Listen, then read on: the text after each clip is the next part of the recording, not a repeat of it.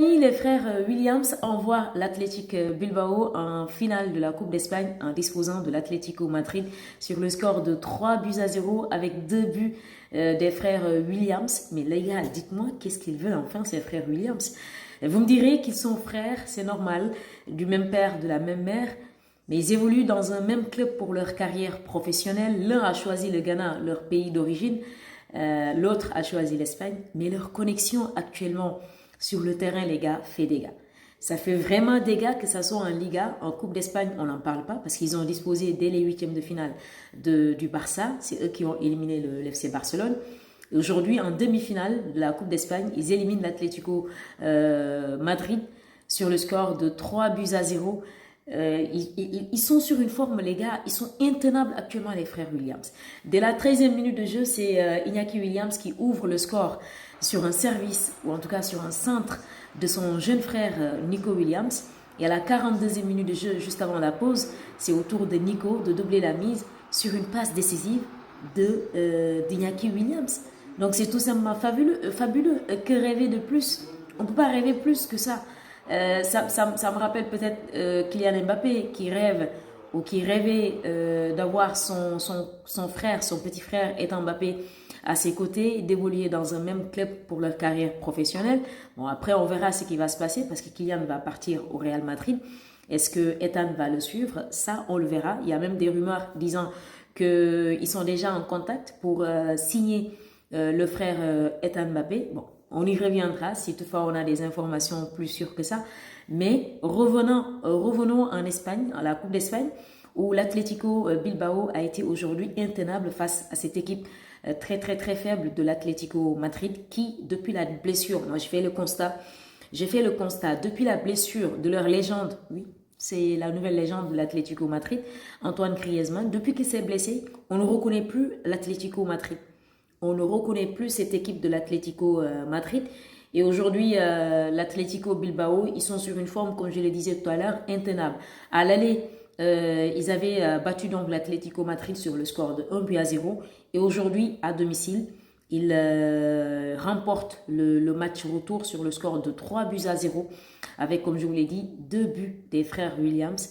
À la 61e minute de jeu, Guruzeta enfonce le clou qui marque donc le but victorieux, 3-0. Et donc, ils filent en finale de la Coupe d'Espagne où ils vont retrouver Mallorca qui a battu hier la Real Sociedad. Il n'y a que des surprises déjà en Coupe d'Espagne. Et je pense que certaines équipes, ce qu'ils font, c'est la théorie de Carlo Ancelotti. Carlo, il dit, quand on ne peut pas gagner un match, on ne le perd pas. C'est-à-dire, à défaut de gagner un match, on négocie un nul. Et il a raison. Et aujourd'hui, l'Athletic Bilbao, à défaut de gagner la Liga, ils essayent de gagner la Coupe d'Espagne. Et je pense que toutes les autres petites équipes, c'est ce qu'elles essayent, autant pour moi, de faire en Coupe d'Espagne, donc en Copa. Donc Mallorca, la finale de la Coupe d'Espagne 2024, ce sera entre l'Athletic Bilbao et Mallorca. Donc retenez bien, la finale en Coupe d'Espagne, ce sera l'Athletic Bilbao face à Mallorca. On va voyager un tout petit peu en Arabie Saoudite. La Saudi Pro League, comme on le dit, où Al Nasr a été accroché aujourd'hui par Al Azem sur donc un match nul. Les deux équipes se sont quittées dos à dos sur un score de 4 buts partout avec un triplé de Talisca. Comme vous le savez, Cristiano Ronaldo, pas plus tard qu'hier, j'en parlais, il a été suspendu pour un match suite à un geste obscène qu'il avait donc fait ou tenu lors du match entre Al Nasr et Al Shabab. Donc il a été suspendu, il était dans les tribunes, je vous mettrai la vidéo, la photo bien évidemment pour illustrer cela, toute sa détresse parce que Al Azem aujourd'hui a égalisé, je peux dire, dans les derniers instants. C'est un match, un scénario tout simplement fou.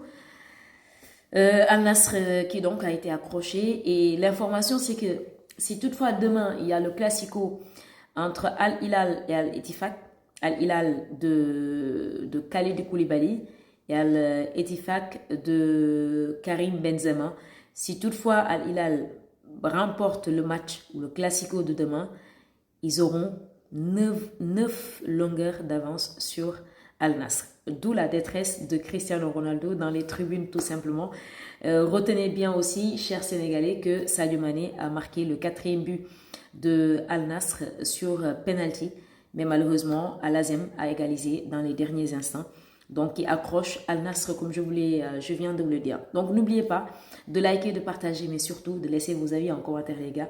On se retrouve demain pour d'autres matchs.